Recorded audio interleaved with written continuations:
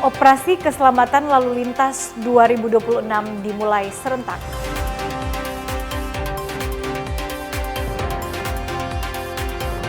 Sekolah mulai terapkan pembatasan ponsel bagi siswa.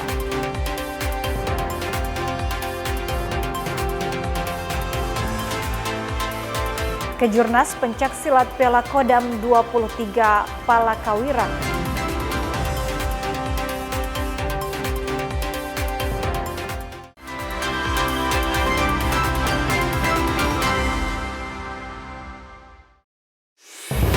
Selamat pagi saudara, apa kabar Anda hari ini? Kita jumpa dalam program Kompas Pagi.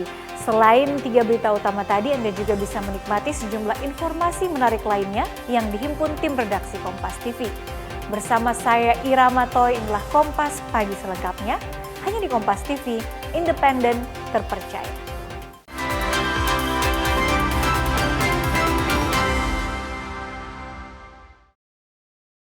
Saudara, Polda Sulawesi Utara menggelar apel operasi kepolisian kewilayahan keselamatan Samrat tahun 2026. Operasi ini diharapkan dapat menciptakan kondisi yang aman bagi pengendara serta masyarakat umum. Ratusan personel Polda Sulut mengikuti apel pasukan operasi kepolisian kewilayahan keselamatan Samrat tahun 2026 di halaman kantor Polda Sulawesi Utara Senin pagi. Wakapolda Sulawesi Utara Brigjen Pol Awi Setiono yang memimpin apel pasukan menekankan tujuan dari operasi ini adalah untuk menciptakan kondisi berlalu lintas yang aman bagi seluruh masyarakat, khususnya menjelang bulan Ramadan. Nantinya operasi keselamatan akan berlangsung selama 14 hari, terhitung sejak tanggal 2 hingga 15 Februari, dengan menyasar para pengguna kendaraan roda 2 dan roda 4. Salah satunya yaitu melaksanakan operasi keselamatan lalu lintas dengan mengedepankan preventif, dan akan melakukan kegiatan represif penegakan hukum tentunya yang diperkirakan akan mengakibatkan fatalitas atau kecelakaan lalu lintas. Jadi lebih dikedepankan preemptif dan preventif. Sasaran operasi tentunya seperti operasi keselamatan yang lalu, pengguna jalan mulai dari kendaraan roda 2, kendaraan roda 4, kendaraan penumpang, kendaraan umum, termasuk moda-moda transportasi lainnya ya. Pada kesempatan itu, Wakapolda meminta kepada seluruh personilnya untuk dapat bertugas secara optimal dengan mengedepankan sisi humanis dan edukatif sehingga budaya tertib berkendara dapat terbangun. Suingli Manderes, Kompas TV Manado, Sulawesi Utara. Saudara, Polres Minahasa Utara menggelar apel gelar operasi Ketupat Samrat 2026 Senin pagi. Operasi dalam rangka menyambut datangnya bulan suci Ramadan ini digelar untuk menekan angka pelanggaran dan kecelakaan lalu lintas. Wakapolres Minahasa Utara Kompol Teli Mawidingan memimpin apel gelar pasukan operasi kepolisian kewilayahan Ketupat Samrat 2026 di lapangan upacara Mako Polres Minahasa Utara. Apel ini diikuti personel Polri, TNI, Dinas Perhubungan, Satpol PP, dan Jasa Marga. Apel ditandai dengan penyematan pita tanda operasi secara simbolis oleh Wakapolres kepada perwakilan personel TNI, Polri, Dinas Perhubungan, dan Satpol PP. Inti dari operasi keselamatan ini adalah untuk mewujudkan keamanan, keselamatan, ketertiban, dan kelancaran lalu lintas atau Kamsel Tipcar Lantas menjelang bulan suci Ramadan 1447 Hijriah. Dalam momentum operasi ini, anggota yang bertugas di lapangan mengedepankan tindakan humanis. Untuk itu diajak kepada masyarakat untuk selalu melakukan mitigasi secara bersama, perhatikan kelengkapan kendaraan sebelum melakukan aktivitas di luar rumah. Dilaksanakan di Polres Minahasa Utara dengan melibatkan instansi terkait dan personil Polri ada sekitar 50 orang. Prioritas operasi keselamatan Samrat 2026 ada beberapa poin, yaitu pertama berboncengan lebih dari 1 orang, kendaraan yang over dimension, overloading, ketiga pengendaraan mor yang masih di bawah umur, terus pengendara R2 yang tidak menggunakan helm standar atau SNI, pengemudi R4 tidak menggunakan safety belt, pengemudi menggunakan HP saat berkendara, pengemudi runmore dalam pengaruh alkohol dan kendaraan tanpa izin, TNKB, kendaraan bermotor yang melawan arus, dan knalpot tidak sesuai dengan spesifikasi teknis. Operasi Samrat Ketupat 2026 akan berlangsung 14 hari, dimulai dari tanggal 2 Februari hingga 15 Februari 2026 mendatang. Jimmy Dapar, Kompas TV, Minahasa Utara, Sulawesi Utara. Saudara, untuk menciptakan keamanan dan keselamatan di tengah masyarakat, Polres Minahasa akan melakukan Operasi Keselamatan Samrat 2026. Operasi Samrat Keselamatan ini ditandai dengan digelarnya apel gelar pasukan bertempat di halaman Mapolres Minahasa pada Senin pagi. Sebanyak 55 personil yang akan disebar di wilayah hukum Polres. Operasi yang dilaksanakan secara serentak ini bertujuan untuk menekan angka kecelakaan yang terjadi di wilayah. Menciptakan Kamsel Titcar Lantas di wilayah hukum Polres Minahasa selama pelaksanaan kegiatan operasi yang ada ini. Bukan hanya itu sebetulnya, tapi dengan adanya operasi ini diharapkan dapat mengakselerasi sehingga kegiatan berlalu lintas masyarakat yang ada di Polres Minahasa ini dapat berjalan dengan aman dan lancar. Para petugas akan mengelilingi wilayah dengan menyasar bagi pengendara yang tidak taat aturan. Dalam operasi ini, Polres Minahasa akan dibantu oleh sejumlah personil TNI, Satpol PP, dan anggota Dinas Perhubungan. Tim Liputan Kompas TV Minahasa, Sulawesi Utara. Di Sulawesi Tengah, Saudara, Operasi Keselamatan Tinombala tahun 2026 kembali digelar. Operasi ini ditandai dengan apel gelar pasukan di Mapolda Sulteng Senin pagi. Operasi ini untuk menekan angka kecelakaan lalu lintas di Sulawesi Tengah dengan memanfaatkan Electronic Traffic Law Enforcement. Data dari Polda Sulawesi Tengah, ada penurunan angka kejadian kecelakaan lalu lintas dan korban jiwa sejak tahun 2024 sampai 2025. Data tersebut menyebut tahun 2024 ada 55 kejadian turun menjadi 53 kejadian. Sementara korban jiwa dari 12 korban menjadi 5. Salah satu faktor turunnya angka tersebut karena adanya operasi keselamatan Tinombala dan operasi serupa yang dilaksanakan untuk pencegahan dan penanganan ketika terjadi kecelakaan. Wakil Kepala Kepolisian Daerah Sulawesi Tengah Brigjen Polisi Helmi Kuarta bilang, sejak pelibatan instansi terkait masih dilakukan, baik untuk sosialisasi atau dalam penegakan. Tahun lalu berhasil menurunkan baik kejadian insiden laka lantas maupun meninggal dunia. Berhasil. Nah, di tahun ini juga hal yang sama dilaksanakan. Dibantu semua stakeholder terkait di Sulteng, kita laksanakan operasi ini. Kita harapkan hasilnya jauh lebih bagus dari tahun lalu.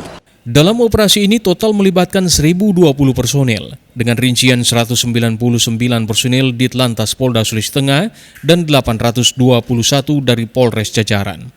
Polda Sulawesi Tengah juga telah mengoperasikan 4 ETLE di Kota Palu. Namun Direktur Lalu Lintas Polda Sulawesi Tengah Kombes Pol Agung Triwidiantoro bilang pihaknya sementara berkoordinasi dengan pemerintah agar ETLE dapat dioperasikan di wilayah lain di luar Kota Palu.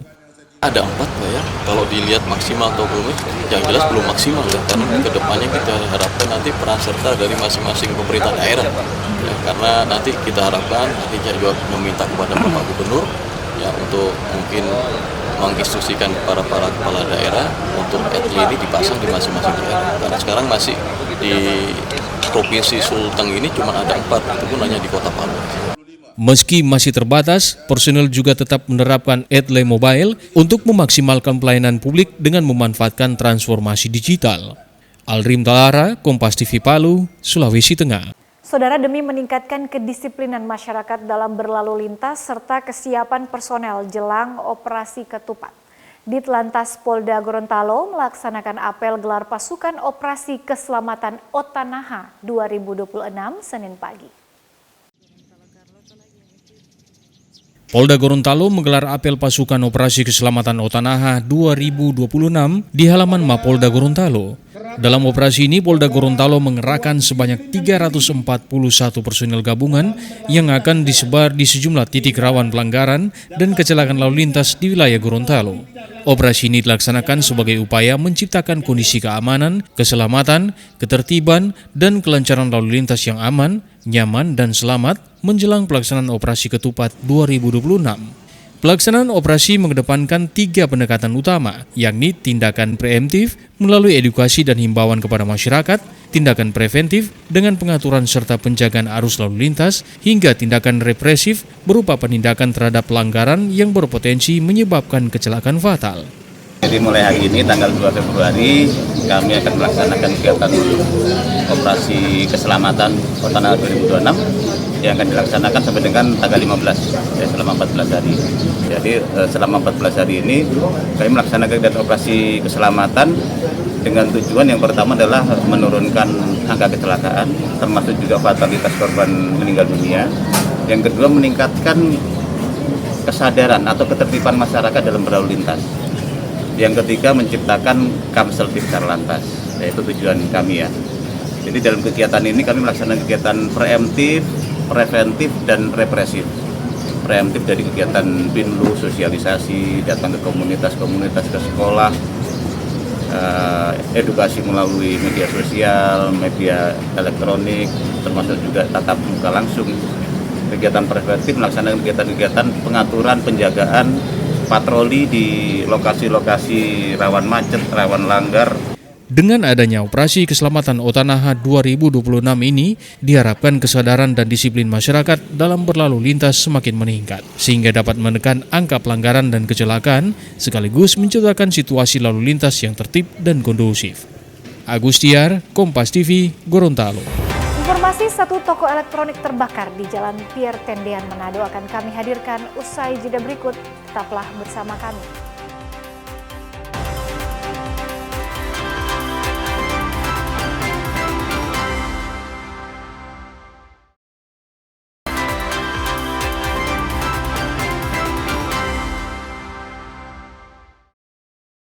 Anda kembali bersama kami di Kompas Pagi. Saudara, tim Unit 1 Jatanras Polres Tomohon berhasil menangkap 9 pelaku dugaan kasus pencurian kabel listrik AMP di 2 lokasi, masing-masing di Kelurahan Kinilau dan Kakaskasen 1 Kota Tomohon.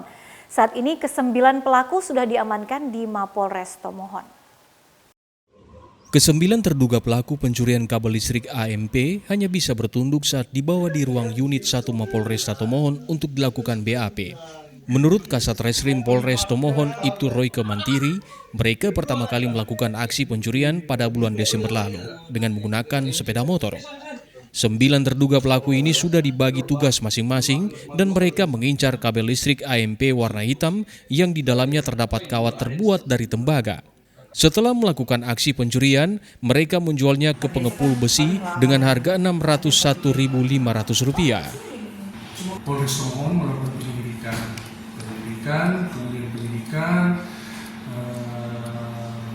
berhasil mengungkap bahwa pelaku pencurian itu berjumlah 9 orang dan sudah beraksi di 2 TKP. Yang pertama yang di Kinilau, kemudian yang kedua di Kakaskasen. Modusnya sama, melakukan pencurian kabel dengan jumlah yang besar, kemudian yang dijual itu tembagannya. Berdasarkan hasil pengembangan dijual ke wilayah Manado dan ada juga ke beberapa mobil yang membeli besi-besi bekas termasuk tembaga.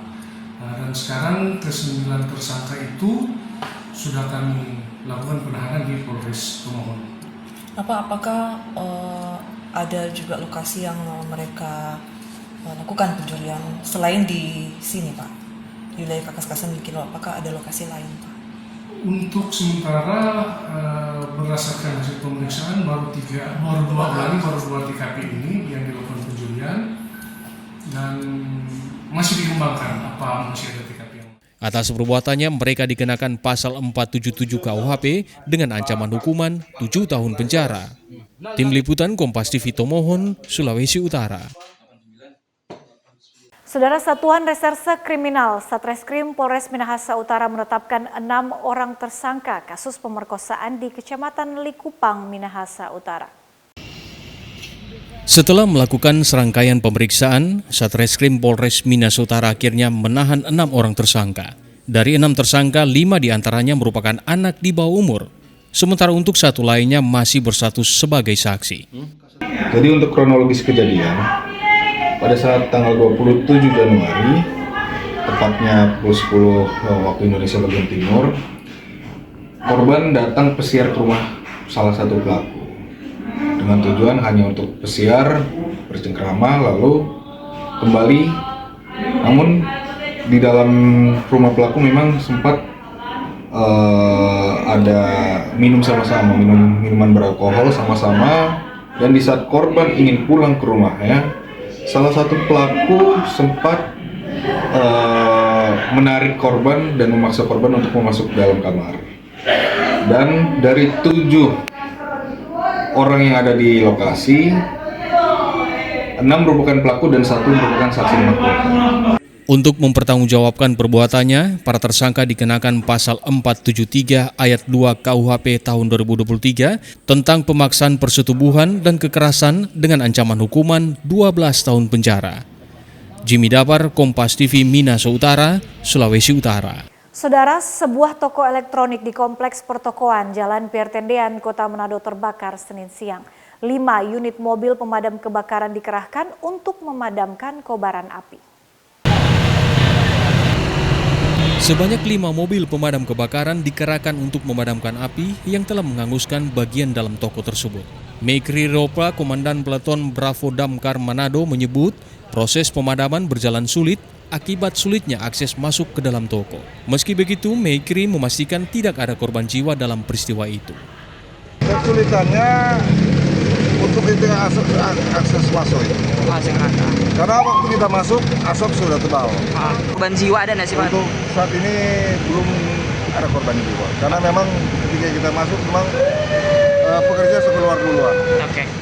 Sementara itu, Aru Rangga, salah seorang pekerja di toko itu, membeberkan kebakaran dipicu oleh percikan api di lantai dasar, sebelum akhirnya membesar dan merembet hingga ke seluruh bagian toko. Saya kebetulan sebenarnya dari bawah baru habis istirahat itu masih kebakaran, belum kebakaran sih, pikirnya konsep kecil, ada asap, asap kecil tapi dipikir sudah disemprot pakai terus naik lagi ke atas karena kan banyak di atas, ada lebih dari sekitar 10 orang lagi meeting. Tiba-tiba selang 5-10 menit kita disuruh turun, teriak sama satpam karena apinya sudah menyebar ke plafon. Usai pemadaman, pihak damkar masih akan melakukan pemeriksaan kembali guna memastikan tidak ada sisa api yang masih menyala. Swingli Manderes, Kompas TV Manado, Sulawesi Utara. Beralih ke informasi lainnya, Saudara, menindaklanjuti unjuk rasa warga Petambang Poboya, Dewan Perwakilan Rakyat Daerah atau DPRD menggelar rapat dengar pendapat pada Senin siang. RDP terpaksa ditunda karena pihak perusahaan tidak hadir. Di ruang rapat Gedung B DPRD Provinsi Sulawesi Tengah, Komisi 3 DPRD menggelar rapat dengar pendapat atau RDP dengan perwakilan penambang Poboya, instansi terkait, dan pihak perusahaan. Warga Poboya yang dalam hal ini penambang menuntut penciutan lahan dari PT Citra Palu Minerals. Hal itu sempat disuarakan saat demonstrasi Rabu 28 Januari lalu.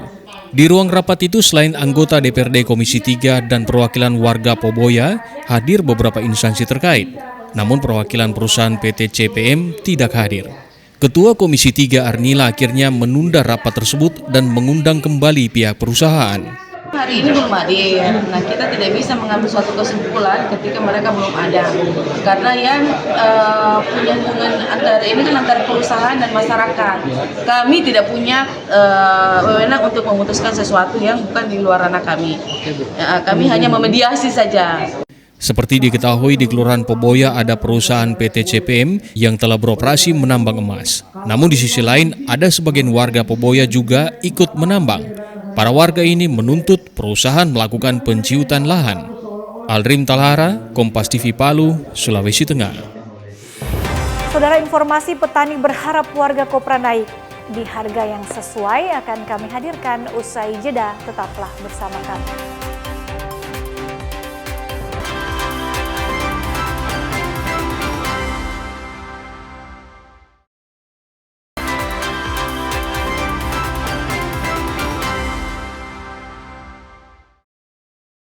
Saya Ira Matoy masih menemani Anda di Kompas Pagi. Saudara, pemerintah Provinsi Sulawesi Utara melalui Dinas Pendidikan Daerah mengeluarkan surat edaran terkait pembatasan penggunaan handphone di lingkungan satuan pendidikan yang menjadi kewenangan Pemprov Sulut. Dinas Pendidikan Daerah Sulawesi Utara secara resmi mengeluarkan kebijakan pembatasan penggunaan telepon seluler di lingkungan satuan pendidikan, meliputi SMA, SMK, dan sekolah luar biasa. Langkah ini sebagai upaya menghindari dampak negatif perkembangan teknologi informasi dalam rangka meningkatkan prestasi belajar dan disiplin siswa. Selain itu, pembatasan penggunaan handphone bagi para siswa di lingkungan satuan pendidikan merespon adanya temuan Densus 88 anti teror, di mana terdapat 2 siswa di Sulawesi Utara yang terpapar ideologi ekstremisme akibat penggunaan ponsel yang tidak terkontrol. Pembatasan penggunaan handphone tidak hanya ditujukan bagi para siswa saja, namun juga bagi para tenaga pendidik, terutama saat jam belajar mengajar berlangsung, kecuali penggunaan handphone tersebut digunakan sebagai sarana penunjang kegiatan belajar mengajar. Dalam tahap awal, aturan ini akan efektif mulai berlaku 1 Februari hingga April 2026. Dari edaran ini adalah pembatasan penggunaan handphone bagi siswa di satuan pendidikan. Nah, ini disampaikan bahwa harus kita tindak lanjuti, dan edaran ini berlaku mulai bulan Februari selama 3 bulan. Jadi setelah edaran ini dilihat efektif, maka dia akan berlaku secara keseluruhan di tahun 2026 ini. Jadi pengaturannya bahwa setiap satuan pendidikan itu pada saat siswa masuk ke sekolah itu, sekolah harus menyiapkan wadah untuk menampung HP-HP daripada siswa. Jadi selama proses belajar mengajar di satuan pendidik sekolah, siswa itu dilarang menggunakan handphone. Melalui pembatasan penggunaan handphone di lingkungan sekolah, pemerintah berharap peran aktif orang tua dan keluarga dalam upaya mengawasi anak-anak dalam menggunakan ponsel saat di rumah. Yani Mika Singal, Jimmy Dapar, Kompas TV Manado, Sulawesi Utara. Sementara itu, saudara, sejumlah sekolah di Kota Manado mulai menerapkan pembatasan penggunaan ponsel bagi para siswa saat proses belajar mengajar. Salah satu sekolah yang mulai menerapkan aturan ini adalah di SMA Negeri 2 Manado. Menyusul terbitnya surat edaran dari Dinas Pendidikan Daerah Sulawesi Utara terkait pembatasan penggunaan ponsel bagi siswa dan guru saat proses belajar mengajar, Sekolah Menengah Atas Negeri 2 Manado mulai 2 Februari 2026 menerapkan kebijakan tersebut. Kepada Kompas TV, Kepala SMA Negeri 2 Manado Iwayan Sumerta bilang, pihak sekolah sudah melakukan sosialisasi bagi guru dan siswa terkait kebijakan tersebut. Sekolah menyambut baik terbitnya kebijakan ini karena menilai penggunaan ponsel yang berlebihan dan tidak terkontrol dapat membawa dampak negatif bagi para siswa. Pihak sekolah mengumpul ponsel siswa di salah satu tempat di dalam ruangan kelas khusus sehingga para siswa bisa fokus mengikuti kegiatan belajar mengajar tanpa gangguan notifikasi dari ponsel. Setelah kami menerima edaran ini, kami langsung melakukan sosialisasi kepada guru-guru tentang surat edaran ini bahwa di sekolah penggunaan HP itu dilarang kecuali untuk proses belajar mengajar, bukan hanya kepada siswa tetapi juga kepada guru agar menggunakan handphone hanya untuk kegiatan belajar mengajar. Nah, untuk siswa kami juga sudah melakukan sosialisasinya kami laksanakan tadi pada saat kegiatan upacara bendera di sekolah. Nah, untuk selanjutnya tentu kami akan melaksanakan surat edaran ini tentang pelarangan penggunaan HP. Kami akan menyediakan tempat untuk menaruh HP di kelas masing-masing, dan HP ini hanya bisa diambil apabila diperlukan pada saat kegiatan belajar mengajar. Salah satu siswa di sekolah itu mengaku tidak masalah dengan aturan tersebut dan bersama dengan teman-teman sekelasnya akan mematuhinya demi kebaikan mereka. Menurut saya sendiri tentu ini kebijakan yang cukup bagus karena tentu pemerintah ingin agar efektivitas belajar bagi siswa-siswa itu dapat meningkat, karena banyak dilihat di lapangan saat ini, banyak siswa yang cenderung hanya melihat HP ketika ada pembelajaran, dan dengan kebijakan ini tentu dapat membantu agar siswa dapat mengontrol lagi dalam penggunaan gadget. Saya sendiri melihatnya itu merupakan langkah yang bagus, langkah yang cukup optimis untuk kita dapat mencapai Indonesia Emas 2045. Pembatasan penggunaan ponsel bagi para siswa dilakukan Satuan Pendidikan SMA, SMK, dan SLB merespon adanya temuan Densus 88 anti teror di mana terdapat 2 siswa di Sulawesi Utara yang terpapar ideologi ekstremisme akibat penggunaan ponsel yang tidak terkontrol. Yana Mekesingal, Kompas TV Manado, Sulawesi Utara. Kita beralih ke Gorontalo, saudara. Harga jual kopra di tingkat petani masih dianggap belum sesuai harapan petani di Kabupaten Boalemo, Gorontalo. Sempat anjlok di awal tahun 2025, harga kopra mulai naik. Namun belum seperti harga sebelum anjlok, yakni mencapai Rp20.000 per kilogram. Sempat anjlok di awal tahun 2026, harga kopra perlahan mulai naik. Namun bagi petani kopra di Kabupaten Boalemo, Gorontalo, kenaikan harga kopra hingga akhir Januari 2026 belum signifikan atau menyamai harga jual kopra di tahun 2025 yang mencapai Rp20.000 per kilogram. Harga kopra di awal Januari 2026 anjlok hingga menyentuh Rp12.000 per kilogram. Turunnya harga kopra belum diketahui penyebabnya. Namun menurut petani, adanya libur tahun baru berdampak pada menurunnya aktivitas pengolahan kopra lantaran banyak karyawan perusahaan pengelola kopra libur kerja. Di akhir Januari 2026, harga kopra berangsur naik mencapai Rp15.000 per kilogram, namun belum menyamai harga kopra di tahun 2025. Untuk satu kali penjualan kopra, petani biasanya menjual hingga 1 ton. Harga kopra sekarang Pak sudah ke 15.500. Dari awal 2026 itu dia sampai turun 12.000. Sekarang sudah ada kenaikan. Berarti sempat turun, Pak? Sempat turun banyak itu, sampai 12.000. Kalau cuma tahun ini aja yang terlalu merosot sampai turun. Tahun 2025 awal itu sampai 23.000. Pernah menginjak 23.000. Dia pegawainya kebanyakan yang banyakan hari raya hari bulan 12 itu kan masih hari libur. Iya. Ya, libur secara menyeluruh katanya pegawainya. Kalau cerita bos-bos di sini. Kalau dari segi distribusi untuk penyaluran ke ini bagaimana Pak? Adakah masalah atau kendala atau gimana? Kalau distribusi enggak, memang orang ramai-ramai sekali Pak ambil kemari. Kopra merupakan buah kelapa yang dikeringkan melalui penjemuran, pengasapan, dan menjadi bahan baku utama industri minyak kelapa mentah untuk minyak goreng, sabun, kosmetik, margarin, serta pakan ternak. Agus Tiar, Kompas TV Boalemo, Gorontalo. Saudara, pemerintah Provinsi Sulawesi Utara optimis mampu mencapai pertumbuhan ekonomi di angka 6 hingga 7% pada tahun 2026. Target akan terwujud bila program strategis pemerintah berjalan dengan baik. Berkaca pada pertumbuhan ekonomi Sulawesi Utara hingga akhir tahun 2025 yang berhasil melebihi capaian nasional, pemerintah Sulawesi Utara optimis jika tren positif itu bisa terus dijaga. Reza Dotulung, Kepala Biro Perekonomian Setda Sulawesi Utara menyebut, pemerintah Sulawesi Utara menargetkan pertumbuhan ekonomi sebesar 6 hingga 7%. Target itu diyakini mampu tercapai bila stabilitas ekonomi di daerah mampu terjaga, serta optimalnya sektor unggulan seperti infrastruktur yang mencakup 27 program strategis.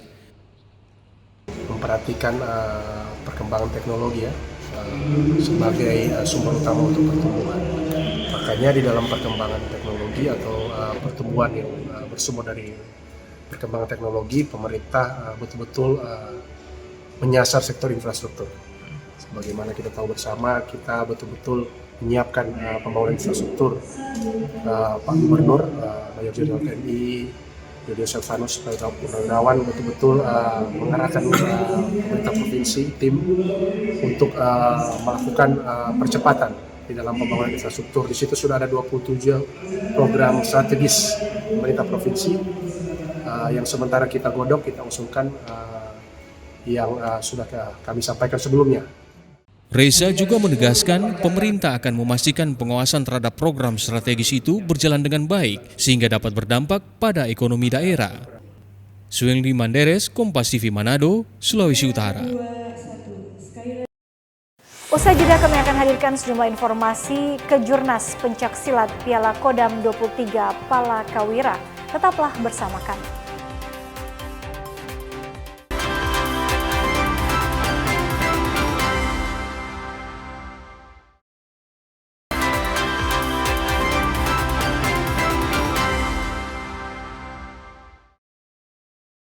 Terima kasih saudara, Anda masih menyaksikan kami di Kompas Pagi. Saudara, Direktorat Reserse Kriminal Umum Polda Sulawesi Selatan berhasil mengungkap kasus pencurian dengan pemberatan yang terjadi di 8 lokasi berbeda di Kota Makassar. Polisi menangkap 2 terduga pelaku yang merupakan residivis kasus pencurian rumah kos beserta sejumlah barang bukti hasil curian. Pengungkapan kasus ini bermula dari 8 laporan polisi yang masuk sejak Oktober 2025 hingga Januari 2026. Dari hasil penyelidikan, pelaku diketahui menyasar rumah kos dan kendaraan bermotor dengan modus merusak pintu gembok serta mendorong sepeda motor yang terparkir di lokasi sepi. Polisi turut mengamankan sejumlah barang bukti berupa telepon genggam, tas, kendaraan bermotor, linggis besi yang digunakan untuk membobol pintu, serta barang bukti lainnya hasil kejahatan. Kedua pelaku ini diduga telah melakukan pencurian dengan pemberatan di beberapa lokasi di wilayah Kota Makassar. Yang tercatat ada berapa banyak dan apa-apa saja yang diambil? Benar, berdasarkan hasil interogasi kami, pelaku ini melakukan pencurian dengan pemberatan di 8 TKP di wilayah Kota Makassar dengan cara memasuki rumah kosong, rumah kos, dan sempat mengambil sepeda motor di dekat TKP juga. Dan juga barang-barang berharga juga yang dalam rumah. Benar, pelaku ini modusnya masuk ke dalam rumah atau ke rumah kos, kemudian mengambil barang berharga di dalam seperti handphone, laptop, dan berbagai barang berharga di lainnya. Kemudian apabila di TKP juga ditemukan juga pelaku mengambil sepeda motor yang berada di rumah kos tersebut. Selain itu, petugas menemukan narkotika jenis sabu lengkap dengan alat hisap di kamar salah satu pelaku. Kedua terduga pelaku beserta barang bukti telah diserahkan ke unit Reskrim Polsek Tamalate guna proses hukum lebih lanjut. Rama Pratama, Kompas TV Makassar, Sulawesi Selatan. Saudara, seorang supir truk terluka usai ditembak oleh kelompok kriminal bersenjata di Kabupaten Yahukimo, Papua Pegunungan. Pasca penembakan, aparat gabungan langsung melakukan pengejaran dan penyisiran. Kelompok kriminal bersenjata kembali berulah dengan menembak mobil pengangkut sembako di Jalan Poros Longpon, kilometer 7, Distrik Dekai, Kabupaten Yahukimo, Papua Pegunungan. Insiden ini terjadi saat mobil pengangkut sembako yang dikemudikan oleh Jani Trio Mayaut melaju dari arah Pelabuhan Lokpon menuju kota Dekai.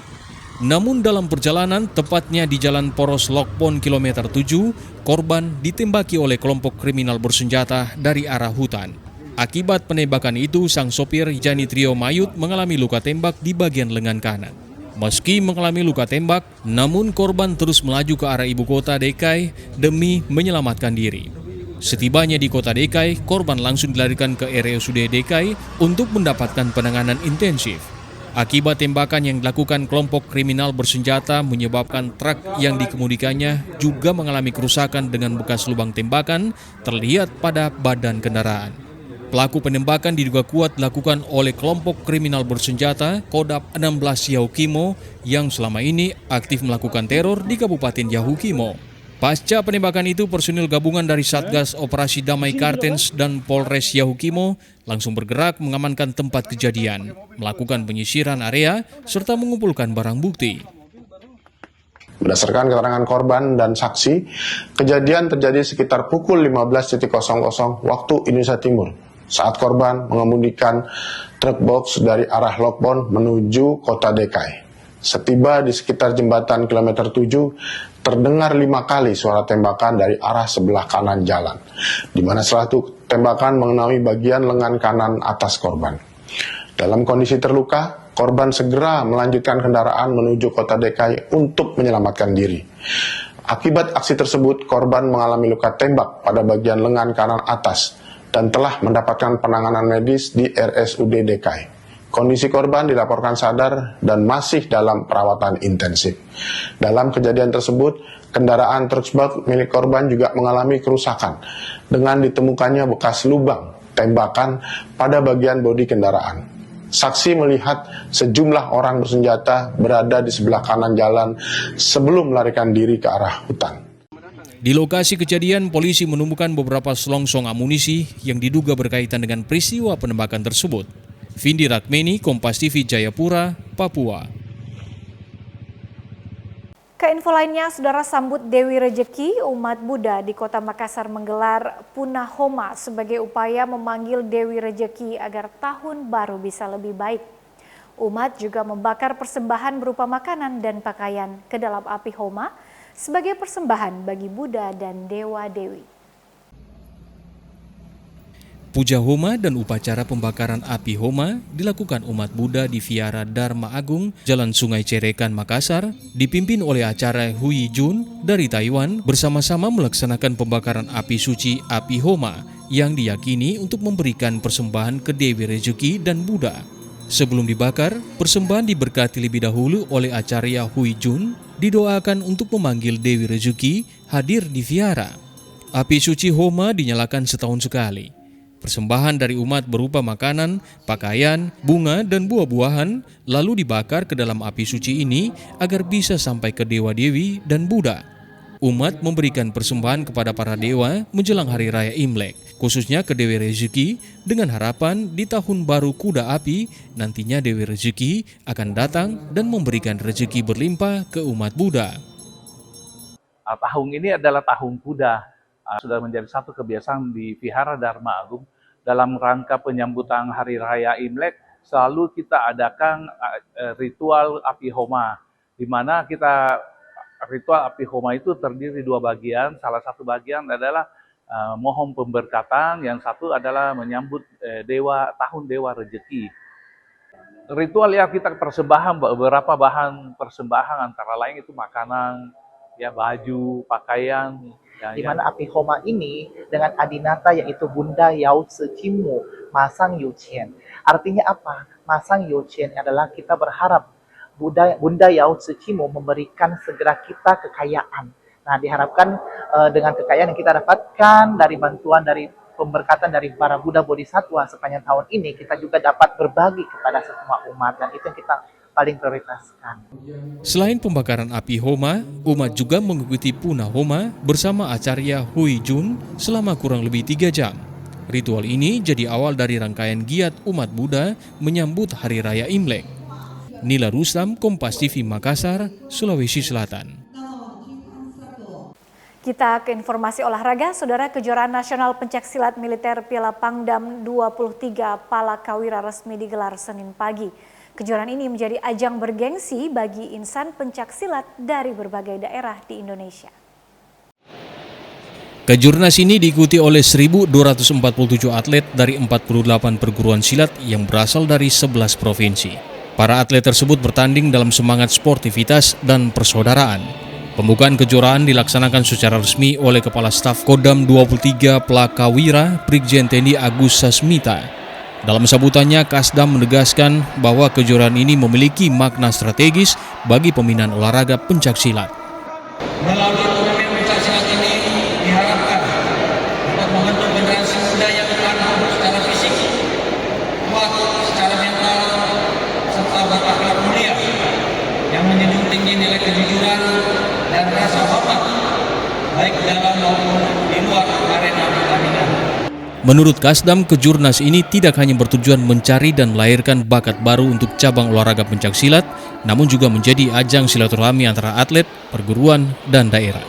Kegiatan ini diharapkan dapat memperkuat persatuan serta menumbuh semangat juang dan disiplin di kalangan generasi muda, khususnya para atlet pencaksilat. Kejurnas pencaksilat militer Piala Pangdam 23 Palakawira ini menjadi bukti komitmen TNI dalam mendukung pembinaan olahraga nasional serta pelestarian budaya bela diri tradisional Indonesia. Rolis Muklis, Kompas TV Palu, Sulawesi Tengah. Saudara, informasi tadi tadi menutup perjumpaan kita dalam program Kompas Pagi. Saya Ira Matoy bersama kru yang bertugas mengucapkan terima kasih atas kebersamaan Anda. Tetap saksikan rangkaian program berita di Kompas TV, independen, terpercaya.